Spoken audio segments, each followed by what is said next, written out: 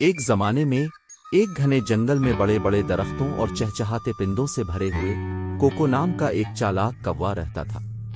Cocoa اپنی ذہانت اور وسائل کی وجہ سے پورے جنگل میں جانا جاتا تھا۔ وہ آسمان میں اونچی اڑان بھرنا پسند کرتا تھا، نیچے ہونے والی ہر چیز کا مشاہدہ کرتا تھا۔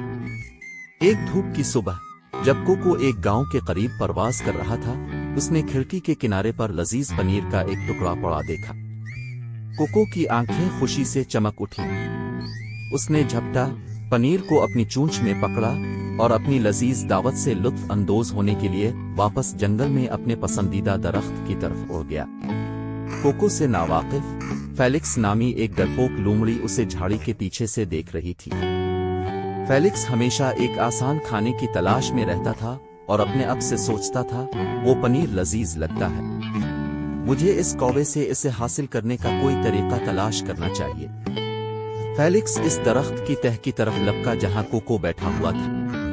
اوپر دیکھ کر اس نے دیکھا کہ کوکو خوشی سے پنیر کو اپنی چونچ میں پکڑے ہوئے ہے۔ فیلکس نے اپنی سب سے دلکش مسکراہٹ سجائی اور کوے کو پکارا، گڈ ڈے پیارے کوکو، میرے آج تم بہت شاندار لگ رہے ہو، تمہارے پر اتنے چمکدار اور خوبصورت ہے، میں نے تم جیسا شاندار پرندہ کبھی نہیں دیکھا۔ تعریفوں سے خوش ہو کر کوکو نے اپنا سینہ باہر نکالا اور پنیر پر مضبوط گرفت رکھتے ہوئے نرمی سے جواب دیا۔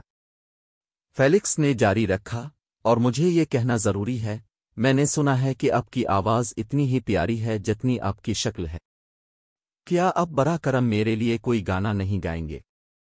مجھے یقین ہے کہ یہ سب سے خوبصورت گانا ہوگا جو میں نے کبھی سنا ہے۔ کوکو چاپلوسی سے خوش ہوا اور فخر محسوس کیا۔ اس نے اپنے آپ سے سوچا، اگر میں گانا گاؤں گا تو سب کو پتہ چل جائے گا کہ میں کتنا باصلاحیت ہوں۔ پنیر کو بھول کر کوکو نے اپنی چونچ کھولی اور زور زور سے گانا شروع کر دیا۔ جیسے ہی اس نے کیا، پنیر اس کی چونچ سے گر کر زمین پر گر گیا۔ فیلکس نے جلدی سے پنیر پکڑا اور جنگل کی طرف بھاگا، ہنستے ہوئے کہ اس نے کوے کو کتنی آسانی سے دھوکا دیا تھا۔ یہ سمجھتے ہوئے کہ کیا ہوا تھا، کوکو نے اتنی آسانی سے بے وقوف بنائے جانے پر اپنے آپ پر شرمندگی اور غصہ محسوس کیا۔ وہ درخت سے نیچے اڑ گیا اور سوچا، مجھے اگلی بار زیادہ محتاط رہنا چاہیے اور تعریفوں کو میرے فیصلے پر بادل نہیں بننے دینا چاہیے۔ اس دن سے کوکو اور بھی سمجھدار ہو گیا۔ اس نے اداکاری کرنے سے پہلے سوچنا سیکھا اور چاپلوسی کو دوبارہ کبھی دھوکا نہ دینے دیا۔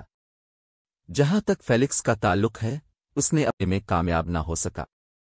کہانی کا اخلاق، چاپلوسی سے بچو اور اپنی جبلت پر قائم رہو۔ عمل کرنے سے پہلے سوچیں اور دوسروں کو میٹھے الفاظ سے آپ کو دھوکا نہ دیں۔